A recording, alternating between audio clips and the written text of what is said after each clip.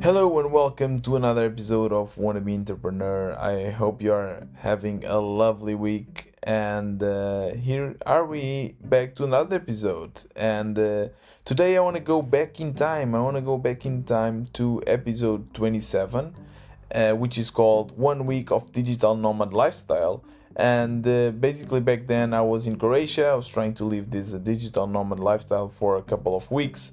And this meant that I was going from Airbnb to Airbnb and working from there. And I kind of summarized the pros and cons from my experience in this episode 27. And one con was definitely the fact that sometimes internet was just unreliable. And I even mentioned that I asked the host if the internet was good. They told me yes, they never had any complaints. Then I got to the place and the internet was just, inexistent and very unreliable. And it was terrible.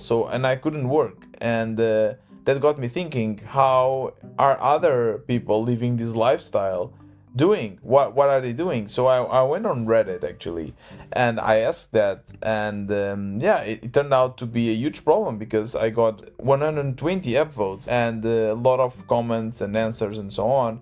And today I want to summarize a little bit what were the most common answers and the ones that I like the most. And the first one, already with 80 upvotes, is ask for a speed test. Less simple, just ask for the test. And there are many websites that people can use. So let's say fast.com, you can just ask them to go to fast.com and take a print screen and send it to you. And in the beginning I thought, okay, this is a bit weird, like am I going to ask this to the host? But apparently a lot of people say that they do this, and they bring up great points, which is, if the host is not willing to do that, maybe then it's just not a good apartment for you. So it's better that immediately a great way to filter that host. The big problem I see with the speed test is that you cannot detect if the internet is reliable, and this means that it's available and with a good internet connection all along the day. Because when I first arrived to this apartment, I did a speed test and it was good. I think I got 20 mbps per second or something. Yeah, it was working fine. The problem was that after an hour was just not working. So if the host would have done the speed test exactly at that time, he could just send me, as you can see, the internet is fine, and then it's not.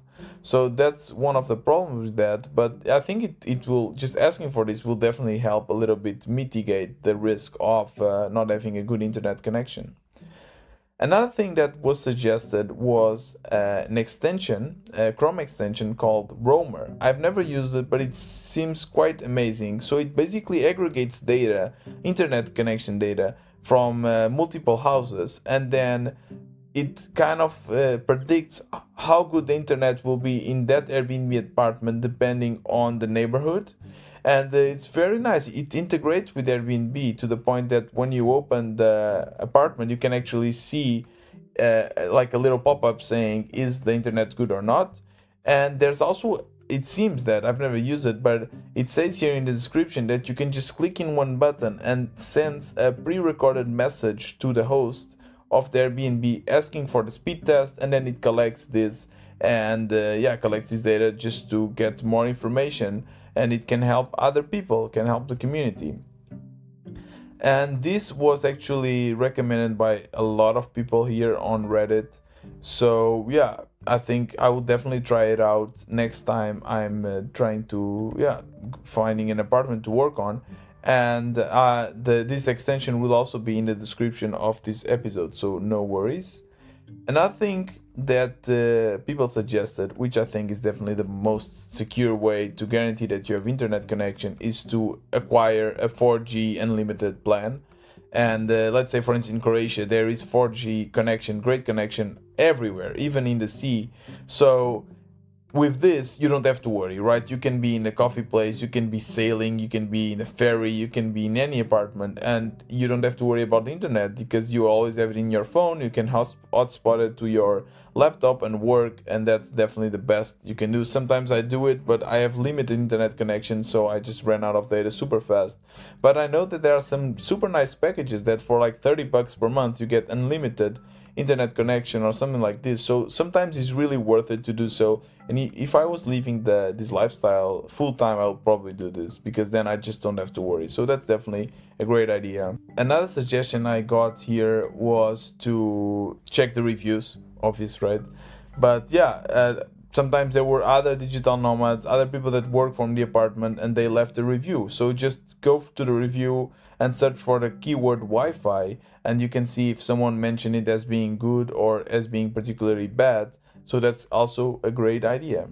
And the last tip, which is kind of a risky one, but it might make sense depending on how long you want to stay in a certain city, is to first just book an Airbnb that you like for 1 or 2 or 3 days, and then go there and check if you actually like it, and if the internet is good. And if you like it, then you can ask just for an extension, or if you don't like it, you can just change.